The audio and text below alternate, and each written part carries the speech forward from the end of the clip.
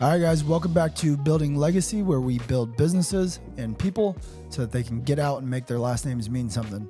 So today I want to talk to you guys a little bit about what it means to go from zero to good, so from bad to good, and what it means to go from good to great. Because when you start off doing things, you will get a ton of traction from zero to, let's call it 5 or 6. That part of the journey is always the most rewarding because every little thing you do, you see the effect of it. You learn one new little skill, you implement it, you're like, boom, that's the game changer. Like, I'm making these huge jumps and I'm learning these things that are creating massive value in my business. Even if it's going to the gym, right? Like when you go to the gym for the first couple of weeks, you see all that quick weight loss. So it's like, boom, you're hooked, you're addicted. The thing is to go from good to great, it is a struggle. It is the actual reward at the end of the journey. The beginning part feels very rewarding, but going from good to great, going from 6 to 10 is like an absolute grind. And that's the thing that we are learning right now is to squeeze out that last, say, 10% of whatever it is that you're going through. It's so hard because the only thing that you can do is just be extremely consistent and give it time. There's no way to shortcut it. You're not going to see the huge value adds and the huge jumps that you've seen at the beginning. But if you actually want to get great, that's the only way to do it is just be very consistent, make small changes. So for example, like in our business right now, when we were building everything over the first 2 years, like it seemed like every change that we made turned into extra tens of thousands of dollars. Now we're at the point to where like we have to make minute tweaks just to see, an extra $4 or $5 grand here, an extra $4 or $5 grand there. But when you start layering all of those things, it becomes insanely powerful. And most people fall off at good and don't ever get to great because they go through this cycle to where they do the new thing and it's super exciting. They get all this stuff. And then it gets really hard because you're at that 10% stage. And instead of just bearing down, gritting your teeth and getting through it, they're like, all right, time for a new thing. So then they jump off of this circle and they go to this circle and they just make the same amount of progress in the same way that they did over here. And they just do that over and over. And it's like an infinite loop when really the thing that they're looking for is actually just on the other side of this hard work and the consistency and the monotony and all the boring work that comes along with it. But that's the thing that you're actually looking for. And most people can't get through that without getting their minds diverted or jumping ship. And that's why great is so small that people actually get to that. So our business is thankfully set up to where we can kind of play with the ADHD side of ourselves because our business is buying or building and scaling businesses. So by default, like we can have a new thing, but it's the same thing that we were doing over here. We're just doing it over here now. So like we are in multiple different types of industries and it's just about building the business. It's not a new thing. We're not going from building businesses to being like, okay, well now we're going to be personal trainers. Well, and then now I'm going to go do this. And now I think I want to be a movie star. Like it's very consistent what we're doing, but we are able to do it in this form and in this form. And we are at the point where our business is pretty good right now. Like we're definitely nowhere near great, but we're doing decent. We've crossed thresholds that most people don't ever cross in their entire business careers. And we've been able to do it pretty quickly. But now we are trying to get to great. We're trying to get to the point that our collective portfolio of businesses is doing hundreds of millions of dollars in revenue, not tens of millions of dollars in revenue. And we understand that that's going to be extremely hard. And if you're somebody that has tried to go through a weight loss journey or tried to fix your marriage, you understand that the beginning stages are the hardest to get going, but then as soon as you get them going, it's so rewarding because you see so much progress so fast. And then it's really easy to fall off once you hit that last little juice that you're trying to squeeze out of it. So for us, the way that we've been able to accomplish that is by building a team. For anything that you want to do in life, you should be trying to build a team. And now, what exactly does building a team mean? Because is it just made up of employees? Is it just made up of family members? Is it just friends? Like, what is the team? So for us, we knew that we wanted to create something that was very scalable and like a massive level that could create life-changing money and generational wealth for multiple people. Well, I have done the entrepreneur thing on my own to where I was running around wearing all the hats. Dude, I'm literally driving to people's houses, giving them a bit on the roof. Then I'm going and cleaning out the pet wash. And then I'm running over to Easy Electronics and trying to teach them how to use POS systems and inventory systems. And then running over here to the jet skis and I'm spraying them down and trying to get them all set up like a mad person. Was not scalable. Was I able to keep a lot more money for myself? Absolutely. But I can only go so far with that. So what we've done is everybody had came in as an employee at one point. And then we've basically found the people that were like, okay, I'm serious about this. I'm willing to work my ass off. I have a skill set, which is huge. I have a skill set that I can bring to the table that fills in gaps that the other members of the team don't have. So I was able to kind of see those pieces falling in line. And then what we've structured is a partnership with those groups of people to where we are now all aligned in building this business that builds businesses. So it wasn't necessarily me going out and finding, 10 friends that all also wanted to do their own thing and whatever. For me, it was finding that team through the fire of employees, basically being an employee.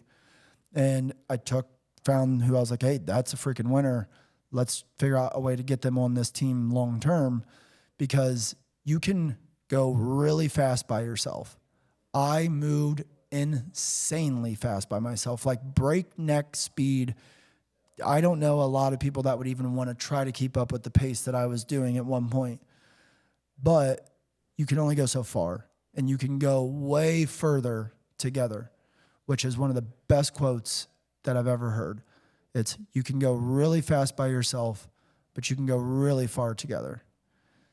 So I believe that the only way to actually do that is you have to align yourself with people that when you win, they win. Because a lot of people try to build a team that's just based on, like, let's say it's all hourly employees, right? That you just have, everybody is just a straight hourly employee, and there's nobody that's tied to the outcome of the business besides you. If the business has a great month, you make more money. Business has a great month, that employee makes the same amount of money. You're only going to get so far because it's still really just you. But if that employee is tied to the outcome of the business doing good, and when the business has great months, you're going to go further, because that person's not just going to show up, clock in, clock out. They're going to put in the extra effort. So even if this is outside of business and you're just looking for, let's say, somebody that holds you accountable for your weight loss, for instance, are you going to get more from a friend that is just like, hey, text me every day and tell me, like, I really need to get to the gym?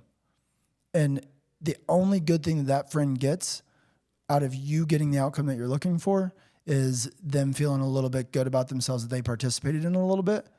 Or let's say that your wife, you know that she does not want to be with somebody that's unfit, that she wants to be with somebody that's in good shape. And you're like, hey, wife, I need you to hold me completely accountable to going to the gym every day and eating healthy. She's going to be on your ass because she's tied to the outcome now. She understands that, hey, my man gets fit, I'm going to feel great. I'm going to be proud to show him off. I get all the good stuff that he's getting. I get all that too. That's what it means when you tie employees to equity, when you give them an incentive to help grow the business. I feel like a lot of business owners, especially it seems like the baby boomers and the people that are 50 plus, have a very hard time of giving anything up. They went through the their parents basically went through the, oh my God, we could lose everything, because they went through the Great Depression and they seen the collapse of the economy and they seen all of this stuff. So they are in like a scarcity mindset of, how can I hold on to absolutely everything possible, because this can all go away tomorrow. And then you have their kids, the baby boomers, that were instilled that this could all be gone. Keep everything for yourself, play safe, don't play anything too risky. You just invest in the S&P, let that ride out, get you a 401k, all of those things, get a pension. And then you have millennials and Gen Zers and all that stuff, where we understand that to play a little riskier has a little higher rewards. And if we want to do big things, we need to bring people with us. So it's a lot easier for us, I feel like, to think about structuring deals with our employees where we give them equity. They're tied to the outcome. It's like, hey, we're going to build this together for the next 10 years. Are you in? That is, in my mind, the only way to build something substantial and to actually get to great. Because you have to think, you as the owner, you're in this loop to where it gets tough and it's easy to fall off. How do you think an employee feels? When an employee they're riding the same thing with you, where it's like, okay, I've been doing the same thing for 10 years. I'm not really getting anything out of this anymore, whatever. It's going to be just as easy for them to fall off. It keeps them tied to that track with you a lot longer if you structure a way to align your interests. Now, am I saying that you can only have employees if you give them equity? No, not at all. And am I saying that every employee should have equity? Not even close. I think that one of the smartest things that we've done is we have implemented 75 Hard. If you're not familiar with 75 Hard, it's a program to where you have to follow all of these rules for 75 days. You have to work out twice a day. You have to do one workout indoors, one workout outdoors. That's 45 minutes each. You have to drink at least a gallon of water a day. You have to pick a diet that aligns with your fitness goal and stick to it. Absolutely no alcohol and no cheat meals. You have to read 10 pages out of a book, and not just any random book. It needs to be like a self-improvement book, a skill set building book. And then you also have to take progress pictures every single day. If you drop one of those things any of those days, you start over. No ifs, ands, or buts. Even if it's just a progress picture, you did everything else, you still lose all progress, start back at day one. So what we did is we implemented 75 Hard into the barrier to entry into this partnership. If you want to be a part of the builders of this, then you have to do 75 Hard. Why did we do that? For a couple of reasons. One, this is not like the path of entrepreneurship and equity and things like that is not the right path for everybody. You have to have somebody that is very long-term thinking, and that is also willing to like bite down and just grin and bear through the toughest shit imaginable. Because being an entrepreneur is literally like waking up and somebody punching you right in your fucking mouth as soon as you open your eyes. And then while your nose is bloody and a couple of your teeth are falling out and your eyes just mangled, you have to get up, get dressed, go out, do all the stuff that you don't want to do, and then go to bed and wake up and the exact same thing happens again. And you know it's going to happen. But on day 7 of the week, something pretty cool happens and it maybe you have a great day. But then day 8, you're getting punched in the face again. And it's like that nonstop. And that's part of being an entrepreneur. So 75 Hard for us is a way to see that people are capable of doing hard things for an extended period of time that are going to suck. Day 6 might be great. Day 27 might just be brutal. You might be sick, you might whatever, but you still have to get through everything. Day 60, it's back to being fun. Day 74 sucks. So if you're capable of doing those things, it doesn't mean that you're definitely going to be capable of running a business and being successful, but it is a decent indicator of the type of skills and the type of qualities that a person should have if they want to be successful in business. So for us, we have implemented that to try to decipher who's actually capable of doing this and who isn't. And then before we even give them the test, the application to basically get in, we have to see people that are willing to go above and beyond what is being asked of them. So if you're an employee listening to this, that means it doesn't matter if you're only paid to do certain things. If you expect more than that, then do more than that. Everybody nowadays, they want to be paid first and then do the work later. Nobody is willing to go do the work with without the promise of the pay coming. They want to know that either I'm getting paid right now for it, or you're definitely going to pay me as soon as I'm done with it. They're not willing to just show up early, leave late, do all the extra things, do everything, and just hope that somebody notices it. And if not, then go somewhere where people are going to notice it. But if you're the type of person that can actually do that, you will see mega success in your life, because then you'll run across people like me that's like, man, I want that guy on my team. Like, he's got to be on the team long term. What can I structure to make sure that he sticks around? And if you're not in that type of environment, then you just need to put yourself in a different environment, because winners think that way. Winners understand that only so much winning can be done by themselves, and they need other winners on the team. So do not give equity to everybody. It's not what I'm saying. But what I'm saying is, if you see people that are deserving and that you can build with long term, vet them out a little bit. Maybe put them through 75 hard or whatever you think it is that's going to be a good indicator for you that they're the real deal and you can actually build with these people. And then bring them on the team, man, because what are you scared of losing? You can hold on to 100% of a grape, or you can keep 70% of a watermelon. It's a no-brainer. Let other people eat. When you are eating, build the bigger table. Don't take away chairs. So now that's how we go about building the team. How do you go about building yourself first to even be able to build a team? Because if you're the one building the team, you're most likely the captain of that team. Well, nobody wants to play on a team where the captain sucks.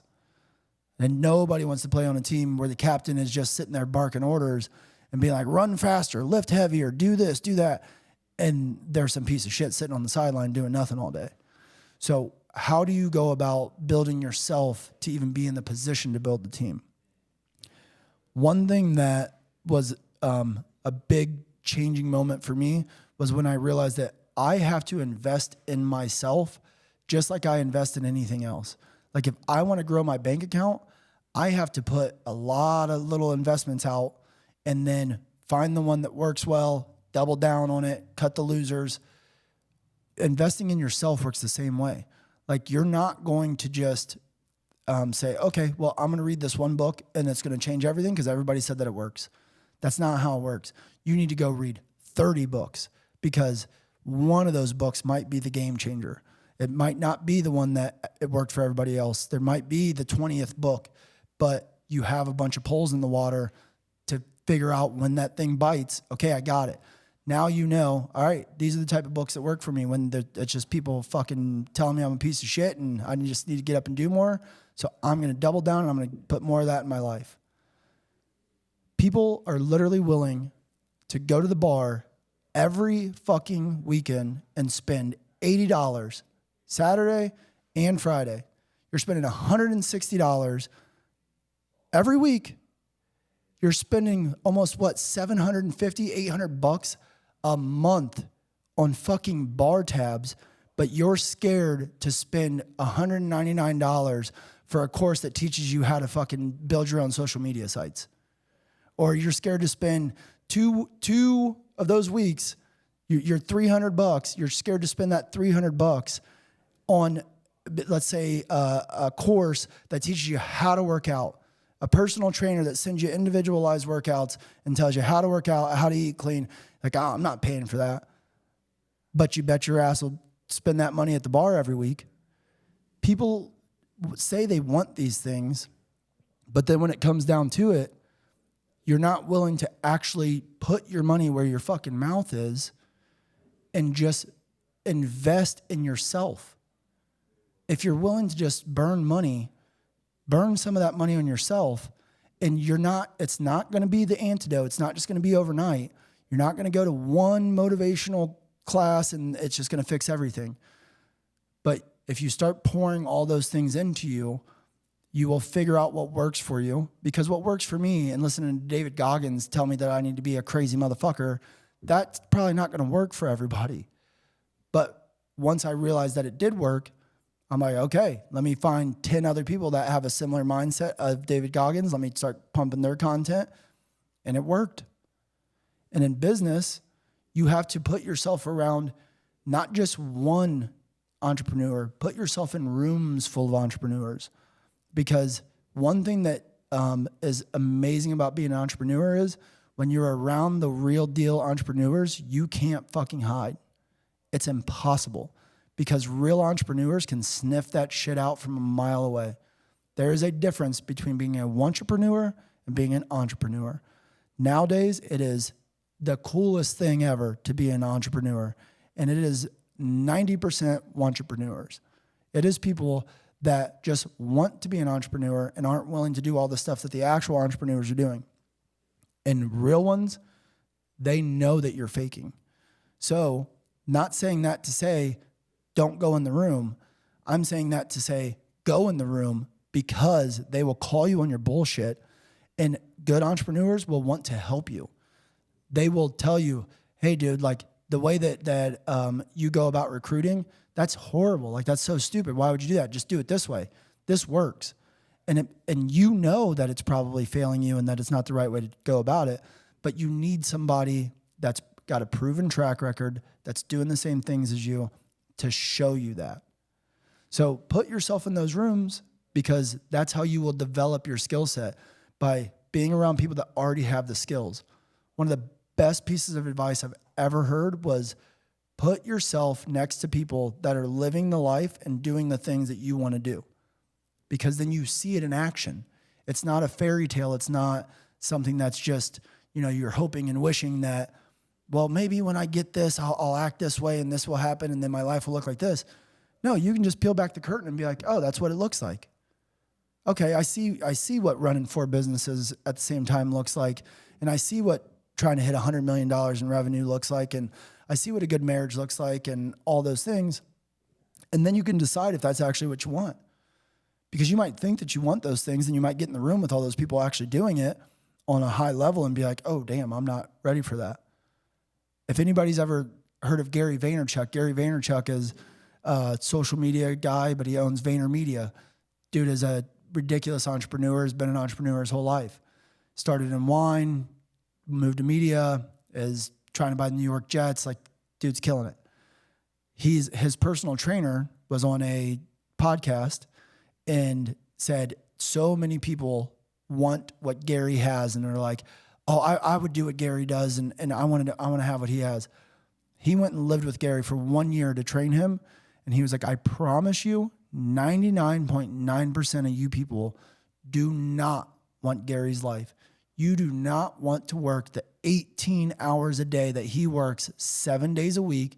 You don't want to make the sacrifices that he makes because he's on the road all the time, but Gary loves it. He lives for it. He's not crying that he doesn't get to be at every birthday and misses soccer practices and all that stuff. But you might want a very balanced work-life balance, that you get to show up to soccer games and you never miss a PTA meeting. But you're not going to know what it takes until you're around people that are already doing what you're trying to do. So before you spend the next 5 years just digging through the trenches and then you pop your head up and you're like, oh, damn, I'm where I thought I wanted to be, but it doesn't look like what I thought it looked like. Why not put yourself around other people that are already doing it so you can peel back the curtain? And not only that, you get to steal their 10,000 hours that they've put in, because successful people want to tell people, one, they're arrogant, so they want to tell people how successful they are, and they can't wait to tell you how they did it. So just get in the room with them and then just let them talk.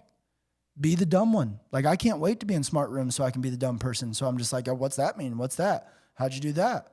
Because they want to tell you. So to build yourself before you can build a team, put yourself around as many people as you possibly can that are doing the things that you want to do.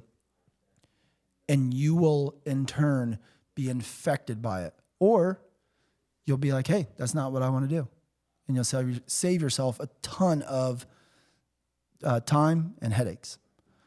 So the last thing that I want to say is I talk a lot about like trying to basically beat the bitch out of yourself. Just if you hate running, get the fuck out and run. If you hate doing accounting, just sit down and do accounting. I don't say those things because I'm just like all about torturing yourself or anything. That's just what's worked for me. But also what has worked for me is doubling, tripling, quadrupling down on my strengths and placing myself in unfair advantage situations. What I mean by that is I worked at Verizon and I was a top 1% salesperson in all of Verizon. That by itself showed me like I have a real skill set here. I have something that 99% of people even in this field don't have.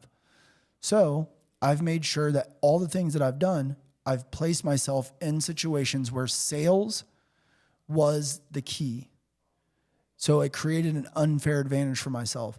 If you are a numbers person, figure out how you can make yourself an unfair advantage by being in a numbers game. If you are a creative, then be somewhere where creatives crush everybody else, because you can get so much further by starting at your unfair advantage point and then develop the rest of the stuff. Like you can be semi-successful. You can get to good by just being in the right game. But if you know that, like, for instance, say that you're not a manual labor person. You're just like, dude, I hate getting my hands dirty. Like I like a cushy office job, whatever. Then don't go out and try to start a damn flooring business or I'm going to be an electrician. Like, why would you place yourself there just because you've seen a TikTok that said electricians are in high demand and they're making $100,000 and they're just traveling all over the world doing work? But it's like, dude, you know you don't like to do manual labor. Why would you do that? Instead, put yourself in a game where you have the highest likelihood of winning, and then you can beat yourself down and learn accounting and learn all the other skills, stuff as you go. But the best advice that I can give to somebody is if you're thinking about jumping, building yourself, building the team, start by putting yourself in your unfair advantage game. And for me, that was sales. For you, that could be anything. So I will leave it at that. And until we talk again, get out there and make your last name mean something.